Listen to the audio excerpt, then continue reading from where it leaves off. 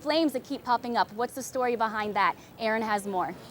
All right, thanks, Kelly. Now, here at the Expo, the creativity is in more than just the presentations. One of the biggest honors of the Expo is having the opportunity to design the logo. I sat down earlier with Ohio University sophomore Marianne Simmons, the artist behind this year's flames.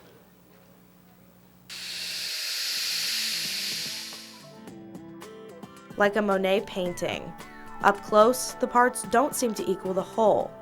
Then back up, blending unrelated elements and creating something new.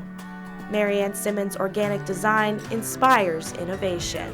I just want them to get the feeling of flames, igniting flames, but I want them to think more organically.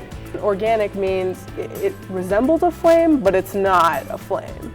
Do you think the idea of a flame kind of has two different meanings? Were you trying to go for that kind of correlation between both science and creativity? I thought about that. How could I appeal to everyone, And that did play a part in it. I wanted it to be, relatable to the science people, and then, like I mentioned, the organic feel, that's more creative for the creative people. So I think it appeals to everyone.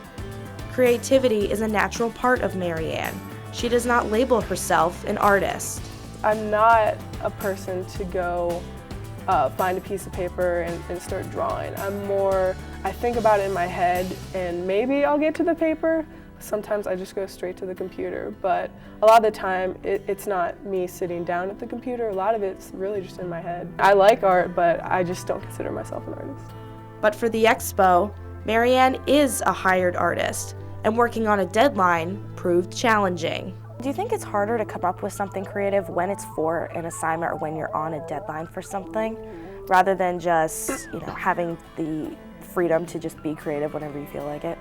That is a great question, and yeah, it is a lot. For me, it's a lot harder to be creative, basically on the spot, oh, the deadline is next week. I find that I do come up with probably my best work when I'm just playing around, when I don't have a deadline. But I'd like to think I still come up with great work on deadlines. The design seems simple, a collection of doodles and sketching, but it was 3 months in the making. Were you sending them in other designs as you went along, or did you just kind of wait and see until you were 100% happy with this one? I had a match and a flame idea, and so I ran with that, but it didn't get me anywhere. But that was one of the designs I had sent in before my final one. I played around with a lot of stuff, and I just sent them to my client, and just none of them were right. The design process reflects the Expo theme. Expo organizer Roxanne Moulet-Bruni gave Marianne the freedom an artist needs. Was she really supportive and easy to work with in terms of, did she respect the creative process, or? She did, and she encouraged it, which I think helped me a lot. She pointed me in the direction where she wanted to see the logo, but she still said, make it yours, make it your own. So I think she encouraged that creative process, and it was great working with her. The whole ignite your creativity thing, that makes me think of a light bulb going off in someone's head. Ignite. Do you think people will take that away from your design? I hope so. I can only hope, but that's what I'm shooting for.